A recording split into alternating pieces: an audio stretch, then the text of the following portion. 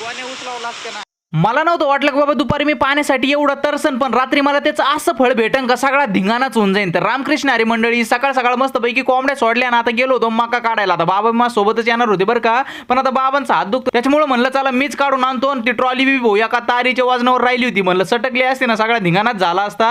आता इकडचे सगळे काम आवरले होते, गेलो होतो दूध घ्यायला शागोला. तिथं नशीब इतकं बेकार ना भाऊ माझं, ती पिशवीच फाटली सगळं दूध रस्त्यावरच पडलं. बरं झालं फुटलं नाही बाबा, नाही तर चहा सगळ्या तिथंच झाला असता. आता झाली भाऊ मोटर शेवटी चालू, म्हणलं चला गाड्या आता मोटर चालू झाली आहे, आपण घासाला दारे धरू. तिथं मला एक पाड भेटला, म्हणलं नसीब इतना भी बुरा नाहीये हमारा. हे बोलून मी काय वारं वावधन बोलून घेतलंय काय माहिती बाबा, निस्ता धिंगाणा चालू झाला बाबा. त्यात मोठीची लाईन गेली, आता काय माहिती कुठे पोल पडलाय का तारेल तार चिडकली, पण वारं वावधन इतकं आलं होतं ना भाऊ आबाळासोबत, निस्ता धिंगाणाच. म्हणलं आता 4-5 झाडं तर पडतच असतात, पाड तर इतके पडलेत बाबा त्या आंब्याचे. त्यातले त्यात पाऊस चालू झाला, सगळ्या नद्याच व्हायला लागल्या घरामागं. म्हणलं अवघडच झालं गाड्या. आता ती नदी आहे ना कस काय माहिती भाऊ, कांद्याच्या खाली चालय सगळं पाणी. आता ती एकटाच उचलायला, ती बी 60 किलोची गोणी एकाच जवारात उचलायला लागलो, आणि जीच मानेवर पडली. म्हणलं झालं गाड्या फ्रॅक्चर. आता माझे झाले बरं का हाल, पण राजांची मस्त पैकी माझे झाली भाऊ, मस्त पवत होते. आणि आता चला लय कंबर मोडलंय, बाबा म्हणून राहिले लय काम झालं. चला टाटा बाय बाय.